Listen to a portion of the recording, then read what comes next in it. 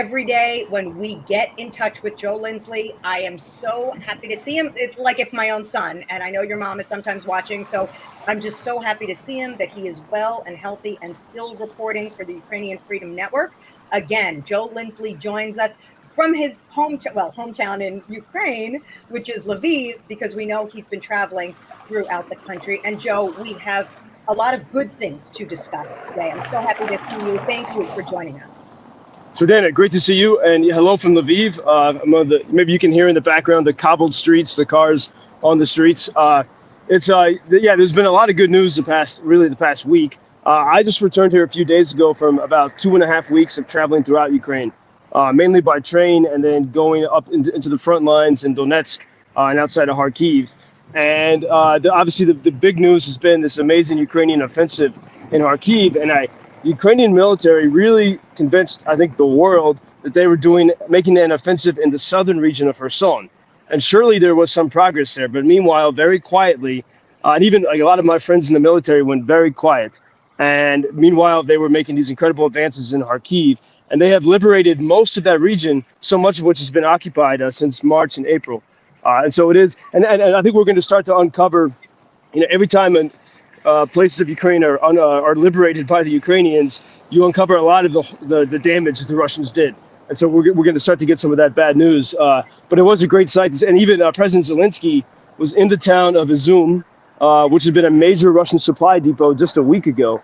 And so we do see on the ground, really, and everything we get, never be too, and sort of people are not overjoyous in the celebration, kind of a quiet thumbs up, let's keep going. But the Russians on the ground have been very, very weak. And especially since early summer, since May, when those high mobility, long range weapons arrived from America, that changed everything. And the Russians have barely been able to advance. And now we see this amazing turnaround. But the big question on people's minds throughout the country has been, how will Russia retaliate? And will there be, so far it seems their best capability is to hit cities from the sky. And so we've had constant shelling on cities in the eastern and southern fronts, which has been pretty normal. But then this week, starting, I guess, on Monday, the city of Kharkiv, the Russians hit their power supply. So for 2 days, they had no power, no water, and no internet. And then yesterday, they hit President Zelensky's hometown, and they hit the hydroelectric dam in his hometown. And so this seems right now that this is maybe Russia's tactic as people start to think about winter and how do you keep yourself, everyone's thinking about how do you have electricity to get through the cold Ukrainian winters. And it seems that Russia is trying to make the Ukrainians afraid that they might try to cut off their power. Well, I mean, that would be a good strategy. Is there a plan in Ukraine to stop that? Can the Americans help at all? And I want to get to Putin's meeting with Xi Jinping today, asking if you guys are worried about any support from there. But is there a plan? Let me just go back. These wins were attributed to strategy from President Zelensky and, help. I mean, big weaponry, like you mentioned, from the Americans. So is there a plan to keep the Ukrainians safe from any further, as you mentioned, cutting off the power supply? Yeah, and I would say actually, and these wins are also, I think, because of some brilliance of the Ukrainian strategy. They really planned this very well. I know there are a lot of foreign fighters that have been training, soldiers sort of on small scale level, and that's been going on for so many months. So what is emerging is an extremely powerful and intelligent army. And, Ukraine is one of the top sort of IT countries in the world. And so you do have a lot of great expertise. Here in the city of Lviv, the mayor has a program to get wood stoves into people's houses for the winter. And so it's really and people are getting generators and really just thinking ahead on how to survive no matter what happens then. But this constant shelling still happens. And Jordana, while this liberation was happening, sort of unbeknownst to most of us, I was in the city of Kharkiv. And that city, I knew it. I was there in January, and it was such an entrepreneurial, beautiful city with amazing parks. People spoke with such optimism, kind of like an American dream optimism. And now it's totally different. It's a shell of itself. I can still see the eyes of so many people, strangers who I saw in that city, just bewilderment in their eyes. So many buildings are destroyed. The first night I got in, I tried to go to, there was an old bar called the Old Hemingway. I said, oh, I'll go in there and check in. And the place is completely destroyed. The basement of a 10-story building. The next morning, 3 blocks from our hotel, from our team from Ukrainian Freedom News, 2 missiles hit 3 blocks. And it was this, absolutely awful shake you could feel in every bit of your body. And it's Russian roulette as to whether or not your building gets hit. And then we went north into Saltivka, which is one of the hardest hit neighborhoods in Ukraine. And they continue to get shelled day and night. And we went with some very brave volunteers from Canada, France, and Ukraine. And it was terrifying. I was speaking on Chicago radio then, and people wrote in and that said they had never heard terror in my voice before. So this type of terror, even with the great successes, is continuing from the skies, and also from artillery, from Russian artillery that continues to hit frontline cities. I think about that. Who's left to fight for Ukraine? Who's left in these cities? I mean, would you say that most regular citizens have fled, or are people weathering this war at home? Kharkiv was the second biggest city of Ukraine before the war. Many have left. Many have even started to open up businesses and start new lives in places like Lviv. So you do see that spirit continuing. But there's still people who live there.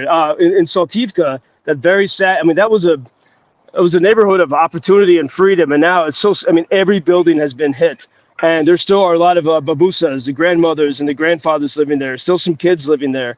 They're brave warriors in a way too, because if they left, then the city, you'd have less of a reason to defend it. The region we warred, there were no police even. It's so dangerous. But they're still in Kharkiv. I'd say, like, I was on one of what used to be a very posh street, and almost every business is closed. Maybe once every 3 blocks there'll be a cafe that stays open, and so there is some life going on. But you just see an amazing city devastated. How are you and your team staying safe? I mean, you seem, looking at it, you seem lucky, but you must have a plan, Joe. Well, I mean, and I was also in Nikopol the day that the International Atomic Energy Agency inspectors were preparing to visit. The day before they visited the largest nuclear plant in Europe, I was right across the river from that plant. And my friends in Nikopol were taking me on a tour of their city. I had not seen it since the Russians began to shell it. And it was very difficult to see what had been a nice, developing city. It's so much in ruins. And the night shelling had just finished, which is a normal occasion. A lot of people are sleeping in cars and fields outside of the city, and then they go into work. And there are people of all ages, men and women, sweeping the sidewalks with the glass, knowing that in any time, in 20 minutes or a few hours, the shells could come again. And so being in places like that, there's no guarantee. You're not safe. Even if you have your bulletproof vest, that protects against some flak. But if a missile hits, it hits. And as we were driving with the volunteers, we were driving I was maybe 100 miles an hour in this rickety white van with no seats in the back, and the shelling's getting louder and louder. And at one point, the driver, a Canadian volunteer who's there every day, you kind of go a little crazy. He looks back at us and he's like, "Now we're going into hell." And he had this strange laughter. And it is sometimes people could only meet the emotions with laughter. It's so bizarre and terrible. But our team, we said we have to go there to show the world what is still happening. And so places like that is a risk. That's just the reality of life here. And I want everybody to see the reality at Ukrainian Freedom News. That is the organization that Joe started and he runs. You can follow him on Instagram at JP Lindsley. Joe, I also wanted to talk about politically, we have Putin asking for help from the North Koreans. We have been meeting with Xi Jinping today. Do you think, are the Ukrainians worried about this? Do you think there will be support from those world leaders? And then what else does Ukraine need from us? So talk about these meetings. How are you guys feeling about those meetings happening with Putin? Well, those meetings come at a bad time for Putin because he is, to meet with the leader of China after you've had this huge setback, which even Russian media has had to acknowledge. They've lost something like, you could say, the size of the island of Cyprus, 5 times the city of Chicago in territory that they lost, probably similar to Minneapolis. So Putin's in a weak position. Very strange things the past couple of days. So he's meeting Xi Jinping in Uzbekistan, former Soviet republic. Next to Uzbekistan is Kazakhstan. Yesterday, Xi Jinping was there with Pope Francis. And there's some strange maneuverings happening and maybe there's an attempt, to try to convince Putin to somehow get out of here. We don't know. We can only speculate on that now. We also had a very strange situation last night. President Zelensky's motorcade was in an accident in Kyiv, and also yesterday the Kremlin, and I don't fully trust anything they say, but they said that there was an attempt to blow up Putin's limousine also yesterday. So a lot of strange things hovering about. A lot of strange things. What can we as Americans do? And we sent a lot of heavy, military equipment, which hopefully helped in these most recent wins. What else can we do?